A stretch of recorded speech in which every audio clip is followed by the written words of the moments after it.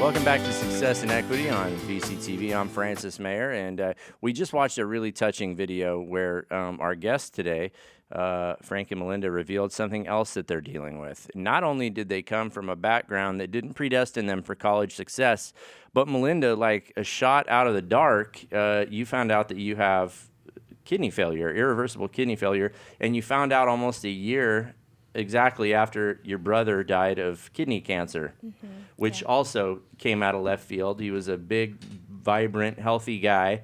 He found out he had kidney cancer, and then very unfortunately, it took a turn for the worst, and he died not long afterwards, right? Yeah. And that Yeah. was a compressed amount of time. Oh yeah. 3 months later, he was gone. It was crazy because just 3 months is a very short time. 'Cause 3 months ago, he was just fine and healthy, and then you see him not. Right, right. So, These things, sometimes they come like punches in bunches, unfortunately. We're walking along, we're living life, we're feeding the cat and shouting over who's going to do the dishes, and then all of a sudden your entire world gets turned upside down, and things that you had depended on and taken for granted just as sure as the sky is blue, or they're suddenly gone. yeah. And quite understandable, you did go through a period of mourning. That there was, and along with your own diagnosis, right? Yeah. I had a hard time when my brother died. And when I found out I had kidney failure, I didn't understand it. I thought, I had cancer just like my brother, and I was gonna die. I was really scared. And you had two children at that point. Yeah, I had my son and my daughter. So you were faced with some pretty daunting Oh yeah, prospects. yeah, because you don't think about you're gonna die and leaving your kids, and when you find out you're sick, that's all you think about, especially when you have a sickness that doesn't go away. Right, and like you said, you are chronically ill. You have 4% of your kidney function left, Yeah, and your prognosis right now, you're stable. yeah, I'm stable right now, which just means I'm not in and out of the hospital, but I do have a chronic illness. And all things being considered, and you two do like to look on the bright side of life and make the most of every day, so I'll put it in these terms. It's not getting any worse, and you can survive and flourish as you are, but it's work. Yeah. Not an easy lifestyle. No, not at all. As long as she stays on her program, she's going to have life. But the minute she stops it, she can die within 3 days to a week. And that's something that we always are conscious about, our health, our intake, everything in our life. We just want to be healthy and successful and just show our kids, man, it doesn't not matter how hard the situations you are going through, just do it. Yeah, and that's part of what you said. Watching your intake and watching how you live. That a lot of times we can slip into a defeated lifestyle. Yes. Where we don't have any regard for we've lost hope in the future, essentially, so we're not worried about what we're doing now. Well, just to use an example of my wife here, Melinda, when she was going through a lot of her morning stages, she liked to eat a lot of comfort foods, donuts, and all the Yeah. sugary stuff, and Right there with you. had to stop her and say, this is not healthy for your kidneys. It's not healthy for your body. Your phosphorus level is elevated to the point where it's taking 40% of your life away. Wow. So, we got to get this right. We have to be here for our kids. And it's a long journey, And you did have a snap out of it moment afterward, and thank goodness you did, because you found out you were going to have a third child, Yeah. and you had to live healthier. And what did the doctors tell you there when they found out you were pregnant? Well, when I was pregnant with my third child, the doctor said to have an abortion, like a medically induced abortion, because if she was born, she would have mental disabilities or physical disabilities, or in fact be stillborn, or I would die. The doctor didn't tell you. He was like, this could happen. One of the options wasn't, or you could have a beautifully healthy child and you're going to make it through this just fine. That was not on the slate, was it? No, it not was at all. blunt. It was blunt. It was just straightforward. He said, look, the baby's going to die or you're going to die. He brought out a medical book and said, these are, your chances, and your chances don't look good. And Frank, how did you react to that? Because regardless of where you stand on the political subject of abortion, that was your child. I got the phone call. I was working in Dixie Valley, Nevada. We were working for a naval bombing range out there. We're doing geothermal wells out there, contracting with them.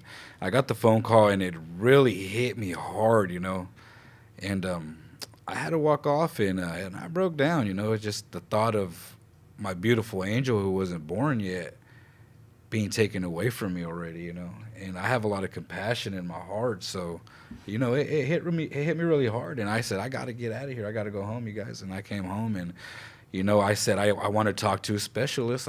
You bring a specialist in here, and a specialist came, and he opened up his medical book and told us, do you really want this baby? And that kind of struck me odd, and I'm like, why do you ask me that? Well, we're kind of lukewarm on it. Yeah, it's just like maybe or not. I was like, I don't know where your mind is at, but it seems like you have no humanity, and your book means more to you than, humanity. So I said, no, I do want this baby, and I don't believe your book. And, I just prayed and just hoped for the best. At the same time, expected the worst, and just try to be prepared for the outcome. And our little girl is healthy. She's smart. She's here. So we proved them wrong. Sometimes you have to have a little faith. Yes, Yeah, definitely. It helps a lot out of faith. because my daughter's a living testimony to that. Yeah. Yeah. And again, just if you're sitting at home or you're weighing the options of coming back to college and you say, well, I'm not student material, like throw that out. Don't go based on what popular opinion is. If the Madrids would have done that, they wouldn't have their child that's healthy today, nor would they be in college. They would have just given up a while ago. Going back to that, Melinda, were you in hemodialysis while you were pregnant? No.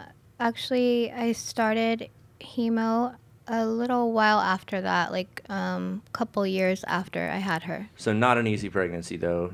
Wasn't easy. No, they monitored me. They made sure everything was okay. I mean, we had a little scare in between there, and they thought something was wrong with her kidneys. But everything turned out fine, and I had an okay pregnancy, and I did fine for a little while after that. And then after a couple years passed by, then my kidney function started to go down because I was functioning at 10%. Most people go on dialysis at 10%, and I did it for about a year or so at 10%. And I had to go on dialysis because, I didn't want to get sicker, because if I would have got sicker, then I would have had a catheter in my chest, and I didn't want a catheter in my chest. Right. And to be clear, there's a lot of days where we don't feel like doing things, especially if it's hard for us, especially if going to school is hard for you. Mm-hmm. Are there days that you don't feel good? Oh, yeah. I have that's every day. Yeah. Every day. And I want to touch on that as well. There's a reason for that. The process that she goes through with her treatment, it pulls all the nutrients out of you. It pulls protein out of you. It pulls iron out of you. All the elements that give you energy, all your 5 essential nutrients.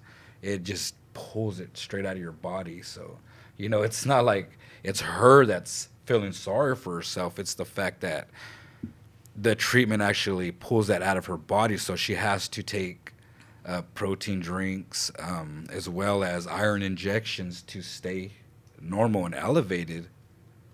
And that's something that you're dealing with, along with being a full-time parent and going to school full-time, and then obviously being a spouse and living your life. So it's not easy, but so far it's proven to be worth it. Oh, yeah, definitely. And also, to tie further the importance of education into this, if it weren't for someone who went to school and went to medical school and did the hard work, you wouldn't be able to have your home dialysis machine. That didn't come from somebody who just had a bright idea one day. That was the product of a lot of years of research. Oh, yeah. I'm sure. So great technology, though. Great technology to keep us alive. There's a lot of technology out there too. that we would love to tap into. I mean, there's artificial kidneys. And if we had the money, we'd go out and do those processes. But maybe after college. there you go. Yes, Yeah. absolutely.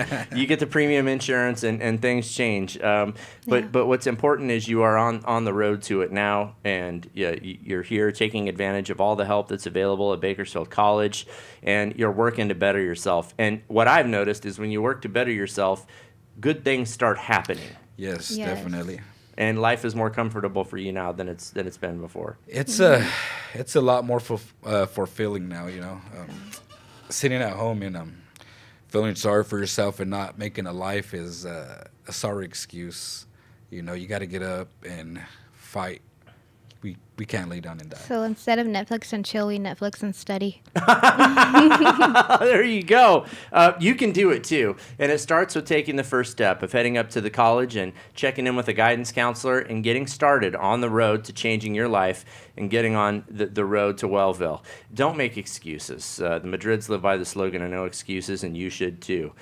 Just because you don't feel 100%, just because you don't think you're ready, doesn't mean it's not the time to start. Sometimes you have to do the scary thing first to get the courage later. So jump in with both feet and turn your life around now. For the entire Success and Equity team, I'm Francis Mayer. Thank you for watching, and we'll see you next week.